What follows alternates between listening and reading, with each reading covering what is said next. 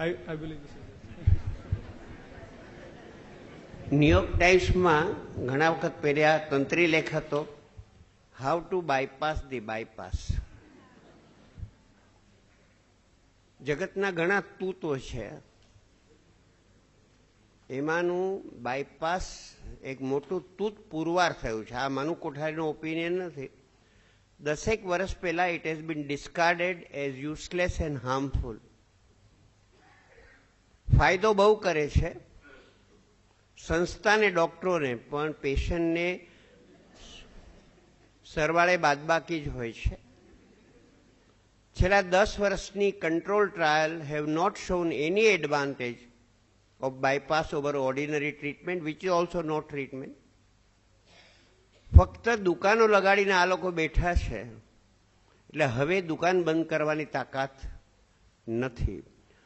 1977માં મને કહેવામાં આવેલું કે મનુ કેન્સરની કંઈ દવા નથી, છે જ નહીં, પણ એટલો બધો મોટો વેપાર છે કે અમે લોકોને સાચું કહેવા તૈયાર નથી.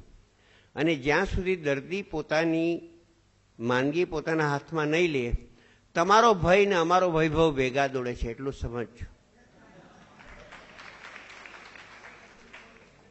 અને જ્ઞાનની દ્રષ્ટિએ દર્દી ડાક્ટર કરતા મોટો છે, કારણ કે દર્દીને અનુભવ છે, ડાક્ટરને ફક્ત માહિતી છે. દર્દી મારો ગુરુ છે, હું દર્દીનો બોસ નથી. મને કંઈ જો કંઈ નાનું મોટું જ્ઞાન છે. અને આર્થર બ્લૂમફિલ્ડ, અત્યારે અમેરિકામાં ગેરદવાઓ આપવાથી જે મૃત્યુઓ થાય છે એનો આંકડો કાર એક્સિડન્ટ કરતાં વધી ગયો છે.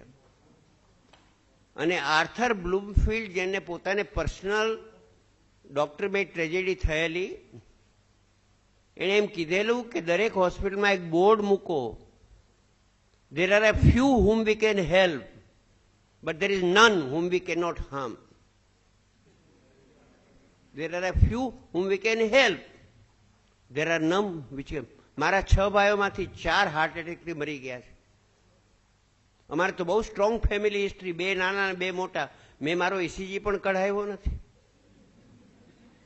અને પેલો રુસ્તમ જાલ વકીલ મરતા મરતા કહી ગયો, the ECG machine has done more harm than the atom bomb. 1 મહિના પહેલા હતું ટાઈમ્સમાં કે ECG is useless and harmful, કારણ કે ડાઉટ ન હોય ત્યાંથી ઉભો કરે છે. પેલું ફૂસફૂસ્યું બ્લડ પ્રેશરનું હું 210, 110 10 વર્ષથી આ મેન્ટેન કરું છું. મેં ગોળી ખાધી નથી, માયપું નથી. અને ચેકઅપ કરવા જાઓ છો, checkup clinic is a magical place. Person walks in, patient walks out. Oh, ક્યા બાત.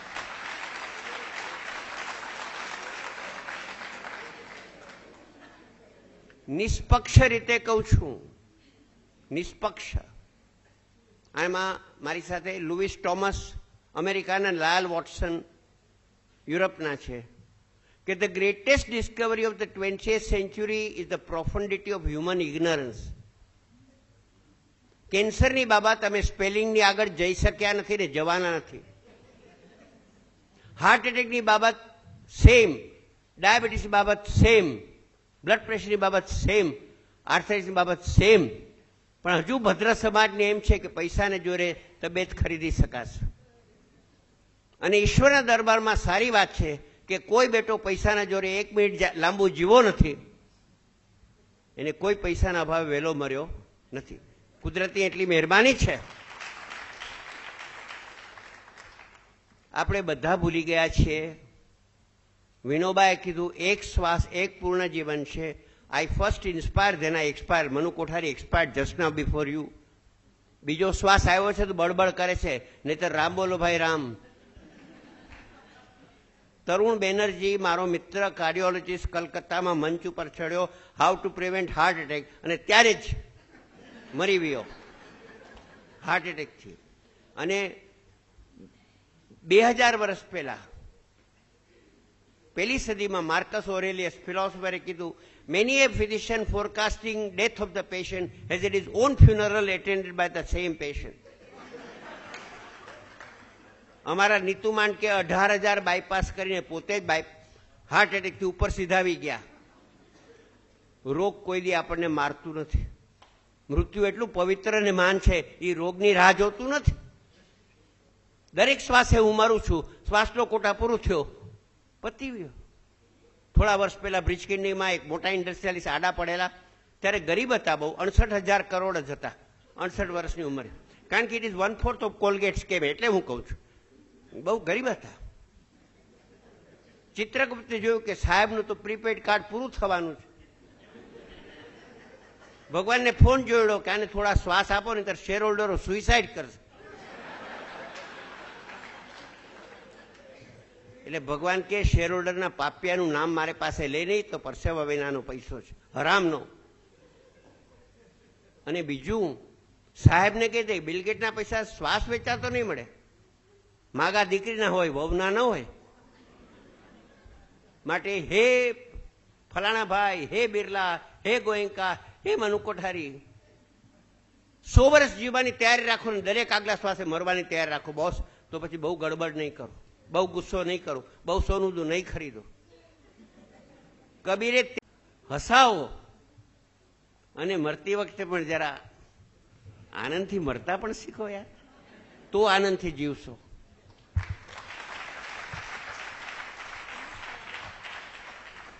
મને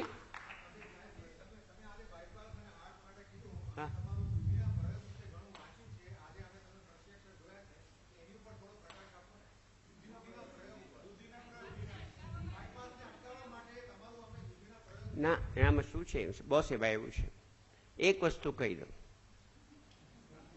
દૂધીનો પ્રયોગ આયુષ્ય વધારતો નથી, પણ બાયપાસના તૂતમાંથી તમને બચાવે છે. પહેલી વાત એ, સૌથી પહેલી વાત.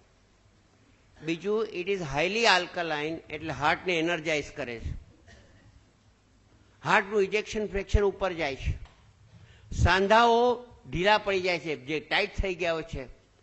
ભેજું સારું રહે છે, કોલેસ્ટ્રોલ નીચું આવે છે, બ્લડ પ્રેશર કંટ્રોલ થાય છે. કારણ કે દૂધીનો રસ સાક્ષાત અમૃત છે, કોબીનો રસ સાક્ષાત અમૃત છે, કોળાનો રસ સાક્ષાત અમૃત છે. સમજ્યા?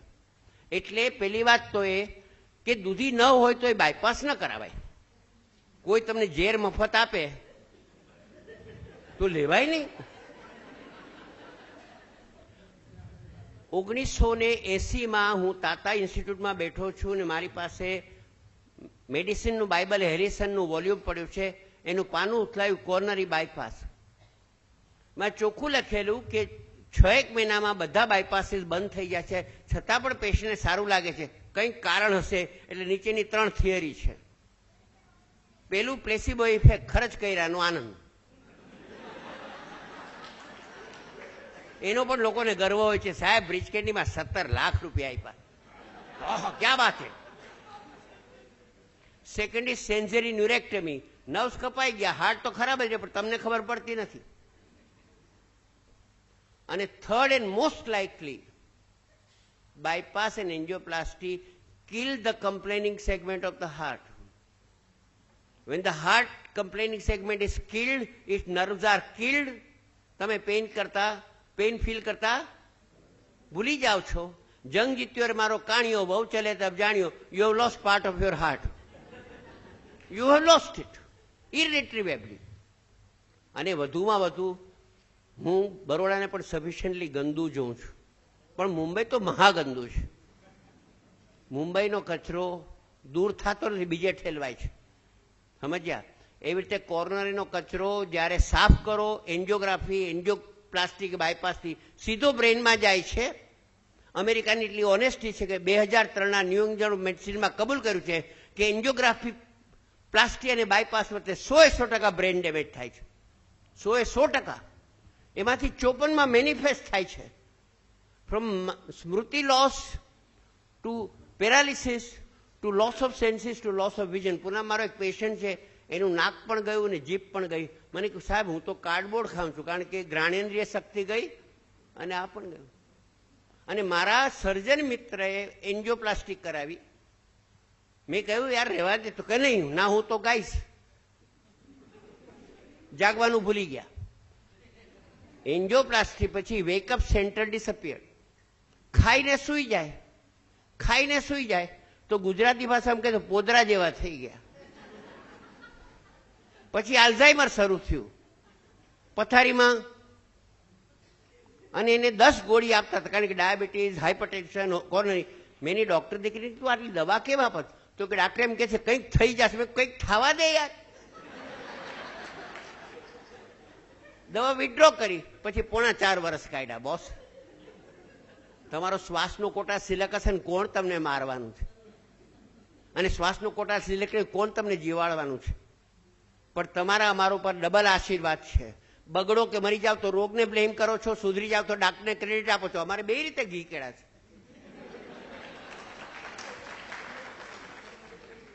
એટલે એક વસ્તુ કહું, 76માં મેક્સિકોના વિનોબા ભાવે મારું કેન્સરનું પુસ્તક રિલીઝ કર્યું. એમાં લખેલું, આ પુસ્તક દ્વારા સામાન્ય માણસ કેન્સર ઉપર એક્સપર્ટ થઈ જશે, કારણ કે કોઈ બેટો એક્સપર્ટ છે જ નહીં. નથી તો નથી. એવી રીતે એક મારવાડી પેશન્ટ આવેલી કલકત્તાથી, બહુ પૈસાદાર. ઘણા લોકો પૈસાથી પીડાતા હોય છે. હાર્ટનો પ્રોબ્લેમ લઈને આવી. મેં કીધું, madam you don't need bypass. મને કે 11 કાઢ્યું તો you are the first one to tell me કે બાયપાસની જરૂર નથી. મેં કીધું, આ ક્ષેત્રમાં બધા જ ગધેડા છે. હું કબૂલ કરું છું કે હું ગધેડો છું. બાકીના 10ની પાસે એ નૈતિક હિંમત નથી કે કહી દે કે કંઈ નથી યાર. બાયપાસમાં કોને ખબર છે? કોઈને ખબર નથી. એન્જિયોપ્લાસ્ટી સ્ટેન્ટ, અને શું વેપલો, શું ધંધો, અને કેટલું, હાઉ ઓલ્ડ ઇઝ બાયપાસ? 1899થી આ સ્ટન્ટ શરૂ થયો છે. તમને ઇતિહાસ ખબર છે? અત્યારે 113 વર્ષ થઈ ગયા બાયપાસની ઘાલમેલ ચાલે છે, અને વાણિયા ફેરવી તોડ, કંઈક નવું, કંઈક નવું, કંઈક નવું. અને તમે બધા એટલા પૈસા ખખડતા હોય છે. અને બીજો પેશન્ટ ઉપર જુલમ હોય તો સગાવા લાવવાનું. ઓહો, બે રીતે. નહીં કરાવી જ નાખો. અરે પણ પેલો નથી, નહીં કરાવી જ નાખો. તમારે કેન્સરની ટ્રીટમેન્ટ લેવી પડશે, નહીં તો હું નહીં બોલું. પછી મારે કેવું પડે કે ટ્રીટમેન્ટના લગ્ન તમારા વર સાથે થાય, તમારી સાથે થતા ને. અને પેલું ખાવા બેસે તો જુએ, જરા ઘી વધુ લીધું. અરે ઘી તો કઈ ઝેરી દવા ખાવ 14-15, ઘી ના ખવાય? શું વાત છે? કેનો ન્યાય છે? રોટલી ઘીમાં બોડીને ખાતા શીખો.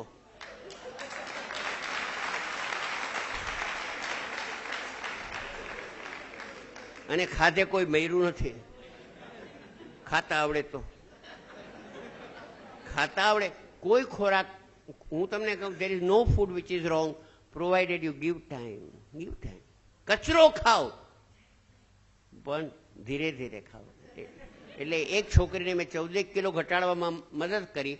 પછી મને કે મને ફાસ્ટ ફૂડ બહુ ભાવે, શું કરું? મેં કીધું સ્લોલી ખા. ફાસ્ટ ફૂડ છે એ સ્વાદ છે. ન્યુટ્રિશનને ગોલી મારો, સ્વાદ છે. તો ભાઈ સ્વાદનું ક્ષેત્ર મોટું છે. તો મોઢામાં તો સ્વાદ નહીં માણો તો જીભની પાછળ માણવાના. જલ્દી જલ્દી ખાઈ જાઓ. પાઉંભાજી ખાતા કોકોલા પીતા કરે. કઈ કોકોલાનો સ્વાદ નહીં ને પાઉંભાજીનો સ્વાદ નહીં. એના કરતાં એક પકોડું લીધું, એને મોઢામાં ફેરવો, એના પછી એને ચટણીનો ફેરવો, આનંદ કરો. અડધી કલાક લાગશે. મારા એક મિત્ર છે ને કે તાજમહાલમાં લાંબુ બેસવું હોય ને તો ક્લિયર સૂપ ઓર્ડર કરવું અને ફોકથી પીવું.